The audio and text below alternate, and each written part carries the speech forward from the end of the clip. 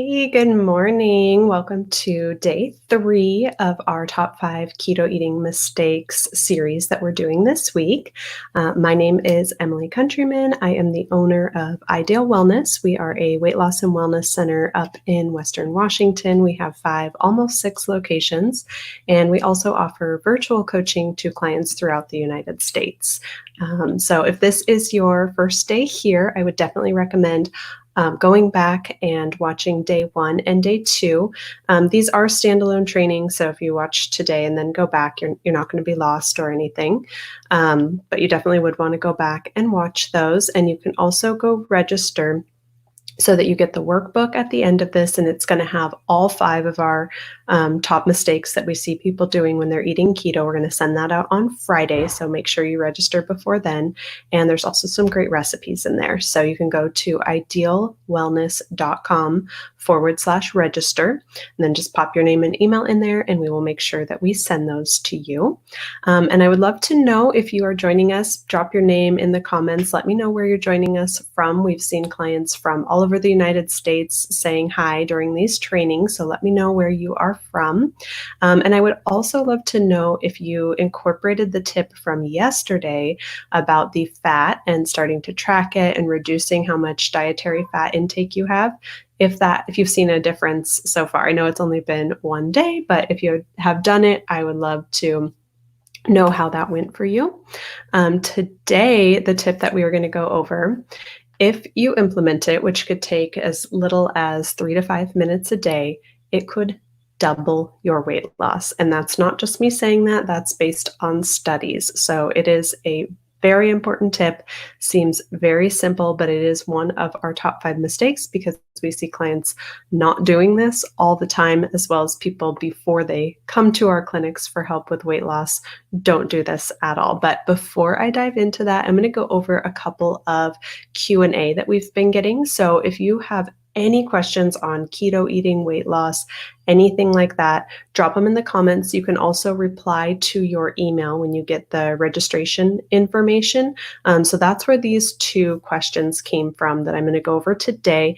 And then we're going to do a lot more Q&A on Friday, on the Friday call most likely, and then I'll probably do a bonus call next Monday because we have probably 15 or 20 questions at this point, so it's a lot of information to go over.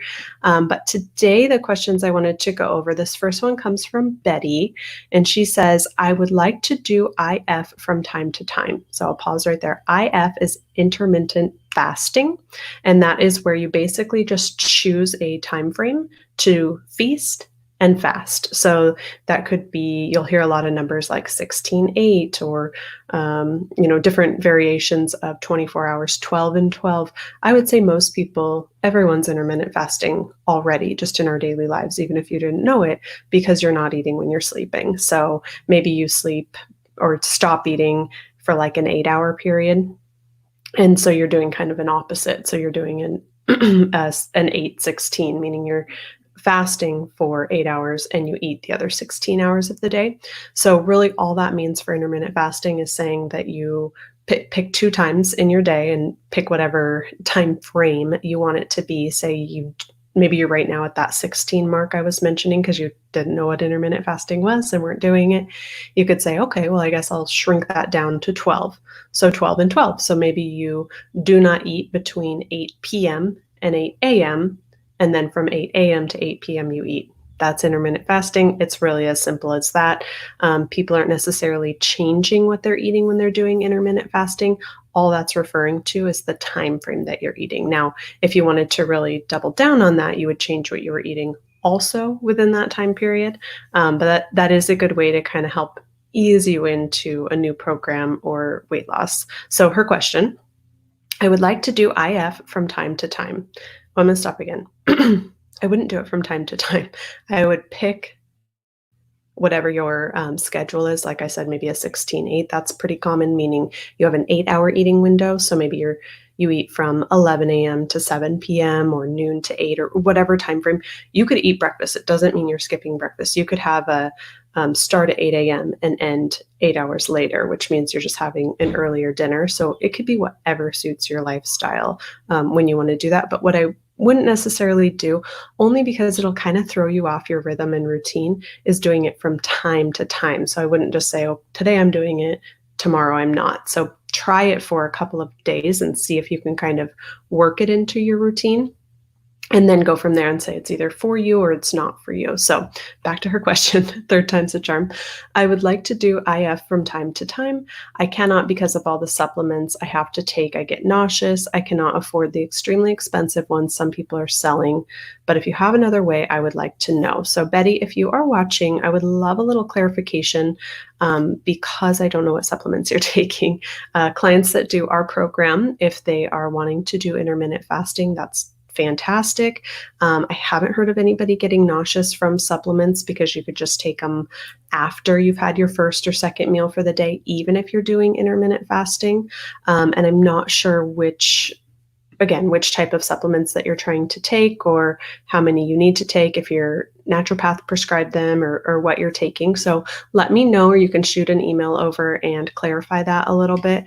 But she said, I cannot afford the extremely expensive ones some people are selling themselves. So I don't know if she means maybe like the exogenous ketones, which we went over in day one. So don't buy those, Betty. You don't need those if you're doing a nutritional ketogenic program or even a DIY keto program. So if you are watching, go back, watch day one. You'll learn that you probably don't need any of those supplements.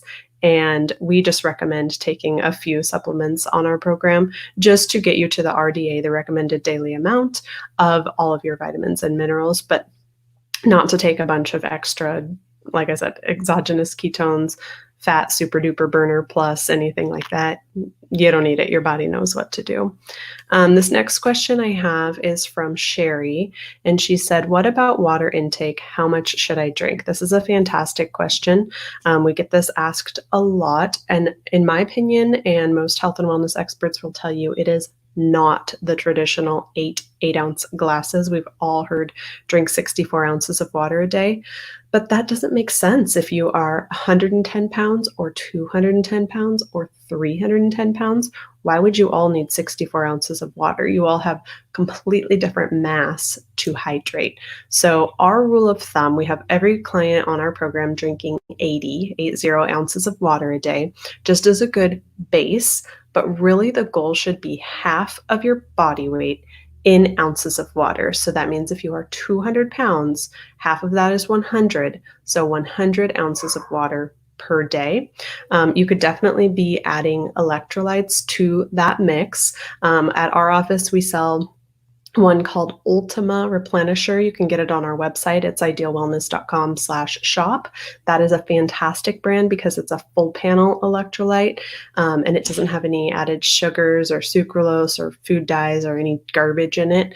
It's just a good, clean electrolyte to get you all those electrolytes that you need, the magnesium, potassium, sodium, etc. And that's going to help you hydrate. So if you are living somewhere really hot and you're sweating a lot, if you have a really physical job or just working out a lot, you want to be replenishing the electrolytes in addition to the water. So you should be feeling pretty good if you're doing an electrolyte and getting half your body in ounces of water per day.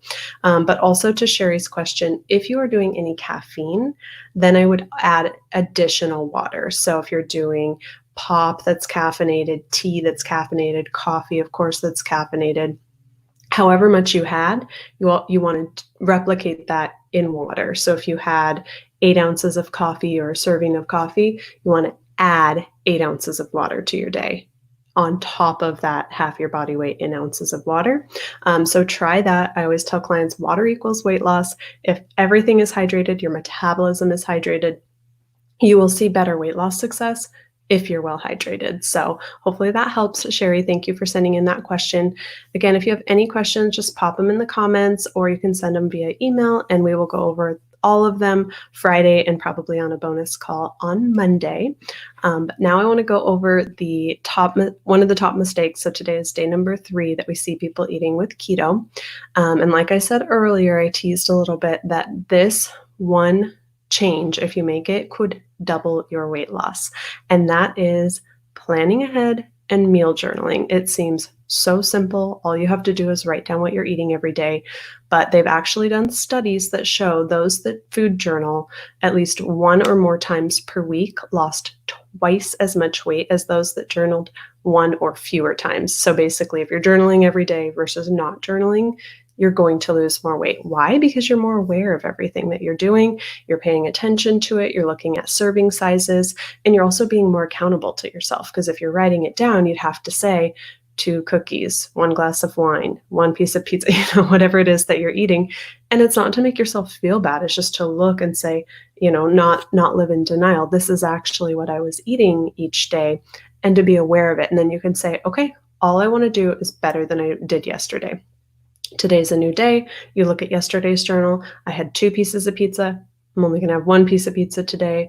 Or I'm going to switch that and do chicken and broccoli or salmon and asparagus tonight for dinner instead. And you can just see your progress improving. But just by simply recording what you are eating, it can double your weight loss. So if there was a trick that someone told me in 5 minutes or less per day, you could lose twice as much weight, who wouldn't do that, right? So I would love for everybody to do that today. Keep a journal. You can do something as simple as like a little notebook. I have tons of these little guys hanging out all over my house. You can get them at the dollar store or the dollar bins at like a Target or a Michael's. You can order them online. You can do food journal apps. They're a dime a dozen. We have a Shift Set Go app. You can do your meal journaling in there. This is something that we require our clients do, because there is just no way a coach can help them if they are not doing their food journal, because we don't know what they ate to be able to help them make little tweaks here and there to improve their weight loss. So grab even just a notebook. If you can just write down, even if you didn't measure everything, just kind of eyeball it, give it a good idea, write it down, because you will really start to see, oh, oops, that's what I had. A lot of us have this way of kind of forgetting or telling ourselves, oh, it wasn't that much, or that wasn't too bad. But when you really look at it on paper, you go, oh, okay, I see where I can make some improvements here. The other piece of that puzzle is planning ahead. So it can be done in the same step. So what I like to do is take a little notebook like that, write down what my plan for the day is going to be. So this is especially important if you are eating according to macros. So we went over that a little bit yesterday, so you can go watch day 2 video if you don't remember what macros are or how many you should be having. But if you've done your eating program and you're eating all whole foods, you're trying to do a ketogenic program and you're not planning anything and you're not tracking it, then how in the world would you know what to tweak and what to change? So if you know kind of where you want your starting point to be, and it's probably going to change from that, you need to plan ahead and you need to write it down. So planning ahead can be really super simple. It can help you save on your grocery bill too, because you're actually planning out what you want to do. There's even on our Facebook page like a meal planner tool. So when this video is done, go there. You can look at all the recipes and it'll spit you out a grocery list. So that makes life pretty easy. And you can write down, okay, for breakfast, and this would help if you're doing the intermittent fasting as well, because you know your timelines. Like let's say you're going to eat breakfast at 11 a.m. and you're going to have 2 eggs. Okay, great. You write that down. I'm going to have 2 eggs. Plan out your whole day and the times, especially if you're doing intermittent fasting, because then you'll know, okay, I have 1 hour left of my eating. I need to get this much more food in, and you can plan it out that way. And then when you go through your day, and if you stick to your plan, you can just do a little tick mark, like, yep, had my 2 eggs at 11 a.m. Yep, I had my celery and peanut butter at noon. Yep, I had my turkey wrap at 2 p.m., whatever your meals are for the day. And that way, if you've planned ahead, you know exactly what to fit in there. And that way you're not getting to the end of the day and saying, oh my gosh, I'm supposed to eat, 500 more calories and it should be this much fat, this much protein, and trying to figure out what am I going to eat that's going to fit into that equation. And then you're kind of stumped.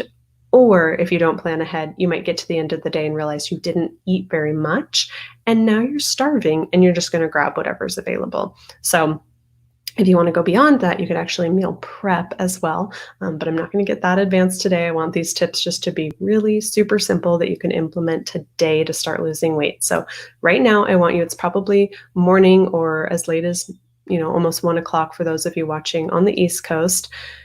go ahead and write down your day, even if the day's halfway over for you and you've already had breakfast, you've already had lunch. Who cares? Just start where you're at. That's the best way to do it. Start where you are. Write down what you want to have the rest of the day. And then, since you probably remember, since it's only about 1 o'clock where you're at, go back and say, okay, this is what I had for breakfast. This is what I had for lunch, snack, whatever you've had today. Also really important to record that water intake as well. That we can really get off and kind of guesstimate. So if you're feeling a little dehydrated or you're not sure if you're getting enough hydration, enough water in, record that on your journal as well. And again, you could just use a simple little journal like this. You could just write on one of the sheets of paper like water and do a tally mark for your water bottle size or your cup, whatever it is. And then you'll know, okay, my water bottle is 24 ounces. You do 3-4 tick marks in your day. Great, you're good to go. Whatever your water goal is for the day. So journaling, meal planning, very, very easy steps. People always just kind of like, roll their eyes at us when we ask them to do it. Just seems so painstaking to do that, but it's not something you have to do forever and ever. Although meal planning is a very good habit just to get in.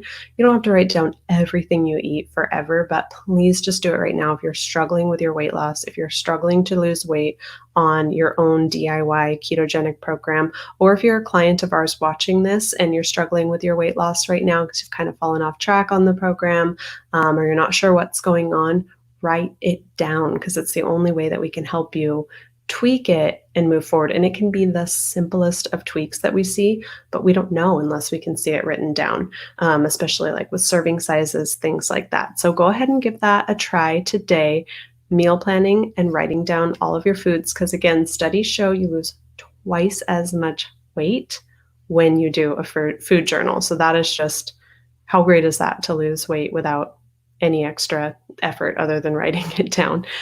So again, if you have not registered for this 5-day series, we have a really amazing tip for you tomorrow. My favorite one is on Friday, so I saved the best for last. But tomorrow is something that once you understand it, and I'm going to go through it with a little bit of a kind of a picture on this video as well, because you really have to see it to understand it, and I'll walk you through it as well. But just understanding that, it will drastically change how you're losing weight. So stick around for tomorrow. We'll be back the same time. And if you haven't registered yet, go to idealwellness.com/register. And that way you will get all of these recordings for all 5 days, plus the workbook that goes with it with all the tips. So you have them written down. You can refer back to them at any time, as well as some recipes on there as well. So thanks again for joining us today. And I will see you tomorrow, same time, same place. Bye.